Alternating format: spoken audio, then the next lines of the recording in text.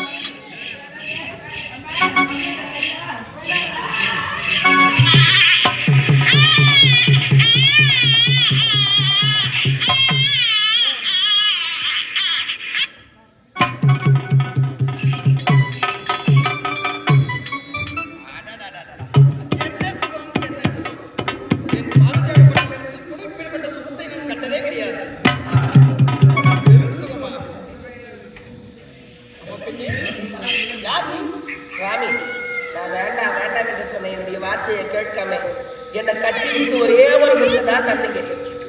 இந்த ஒரே முத்தத்துக்கு அழகான ஒரு பெண் குழந்தை பிறந்தாங்க.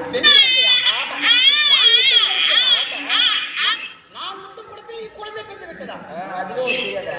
நான் கண்டதே கிடையாது, பார்த்ததே கிடையாது. சரி, ஏதோ நடந்தது, நடத்தி விட்டது. எத்தனையோ பேர்கள் குழந்தை விட்டு எத்தனையோ கோயில்களுக்கு சுற்றி வருகிறார்கள். இதோ கடவுளாகப்பட்ட நானே உனக்கு ஒரு குழந்தையை கொடுத்திருக்கிறேன் அல்லவா? அந்த குழந்தையை வைத்து நல்ல முறையில் பிழைத்துக் கொள். நான் வருகிறேன். ஆளை பார்த்தா 3 அடிதாங்கிற. எதற்காக அழைக்கின்றாய்? மீண்டும் இருவரும் ஆலிங்கனம் செய்ய வேண்டும். இன்னொரு டெசனை பேத்து போடு.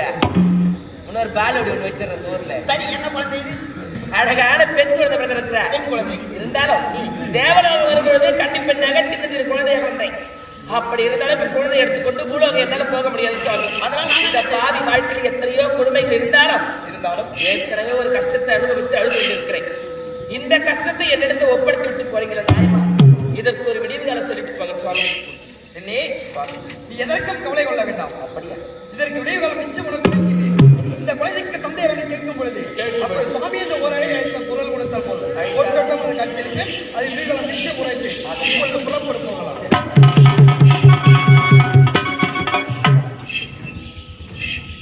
எனக்கு மட்டும் எதற்காக இத்தனை கொடுமைகள் நடந்து கொண்டிருக்கிறது என்று ஒன்றுமே புரியவில்லை.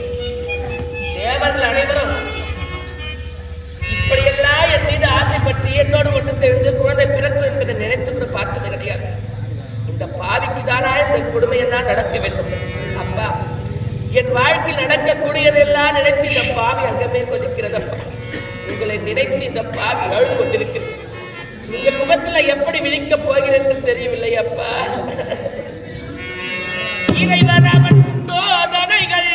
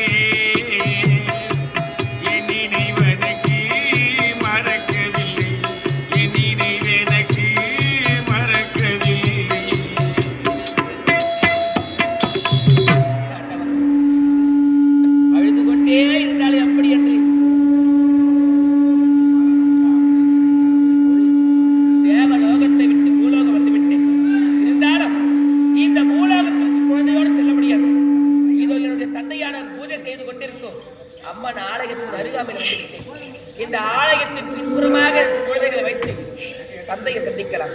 அப்பா என்னுடைய மகள் தேவலோகம் சென்றால் பாரிஜாத மலர்களை கொண்டு வருவதற்கு பக்த கோடிகள் அனைவரும் சூழ்ந்து விட்டார்கள். அம்மனுக்கு பூஜை செய்ய வேண்டும். இவ்வளவு நேரமாக காத்துக் கொண்டிருக்கின்றேன். இதுவரை என்னுடைய மகளை காணவில்லையே.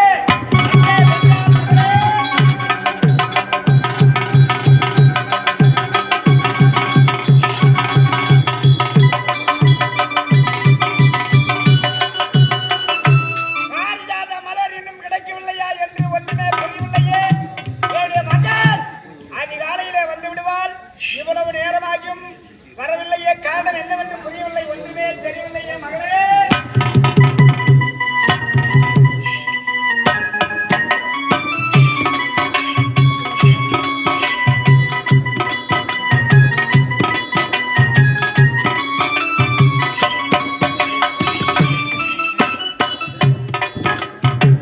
மகளே, மாமா, இவ்வளவு நேரமாக என்னமா செய்து கொண்டிருந்தாய்? பார்த்தாயா, பக்தர்கள் எல்லாம் வந்து காத்து கொண்டிருக்கின்றார்கள். அம்மனுக்கு ஆராதனை செய்ய வேண்டும், அபிஷேகம் செய்ய வேண்டும். மலர் இல்லாமல் காத்து கொண்டிருக்கின்றேன்.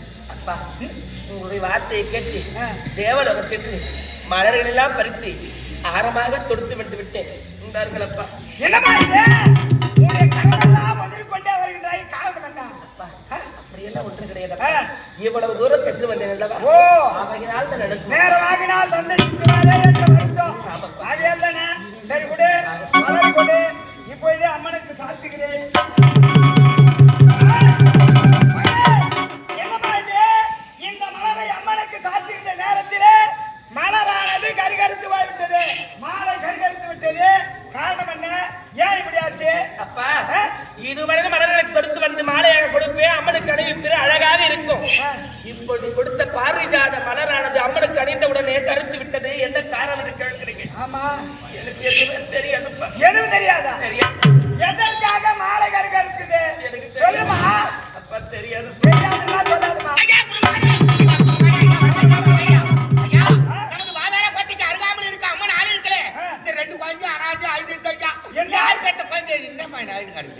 என்ன தெரியலையே.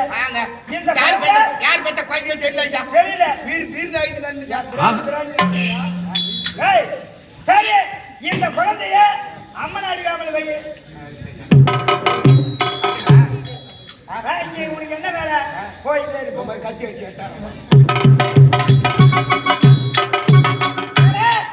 இந்த குழந்தை யாருது தெரியுமா உனக்கு? எனக்கு தெரியாதுப்பா. யாருதுன்னே தெரியாது. எதுவுமே உனக்கு ஒண்ணுமே தெரியாதா? எதுவுமே தெரியாது. இந்த ஆலயத்துல குழந்தை எப்படி வரும்? குழந்தை எப்படி வந்தது? சரி, இந்த குழந்தை எதற்காக இருக்க வேண்டும்? இந்த குழந்தை இருந்தா நமக்கு தான் பாரம். ஏற்கனவே 2 குழந்தை எடுத்து வளர்த்த இந்த குழந்தைய என்னம்மா நீ அம்மா அழுற? இந்த குழந்தை இரண்டுமே என்னுடைய குழந்தைதான் அப்பா. இன்னும் உனக்கு திருமணம் ஆகவில்லை. உன் கைத்துல தாலி கட்டல. எப்படி இந்த குழந்தை உனக்கு வந்தது? என்ன காரணம்? அப்பா சொல்றதை கேளுங்கப்பா. என்ன? உங்களுடைய வார்த்தையை கேட்டு தேவலோகம் சென்று மலர்களை எல்லாம் பறிக்கலாம் என்று மலர்களை பறித்து ஆரமாக தொடுத்து எடுத்து வரும் சமயத்தில் மும்மூர்த்திகளில் ஒரு மூர்த்தியாக இருக்கக்கூடியவர்கள் அந்த மாயவனும் சிவனும் ஓடோடி வந்தார்கள். வந்து இருவரை என்னை கட்டி தழுவி இருவருக்கு அழகான ஒரு குழந்தை பிறந்து விட்டதப்பா. நான் என்ன நினைச்சேன்? தேவர்கள் சூழ்ச்சிக்காரர்கள். தேவலோகத்தில் சர்வ ஜாகிரதையாக போக வேண்டும் என்று உரைத்தார். இப்பேற்பட்ட செயல் செய்து வந்திருக்கின்றார். எவ்வளவு அவமானத்தை தேடி தந்து விட்டார். என்னுடைய மகளாக இருந்தால் இப்படி செய்திருப்பாரா? எடுத்து வளர்த்த பாசம் இப்படி என் கண்ணடியா கொத்து வழியா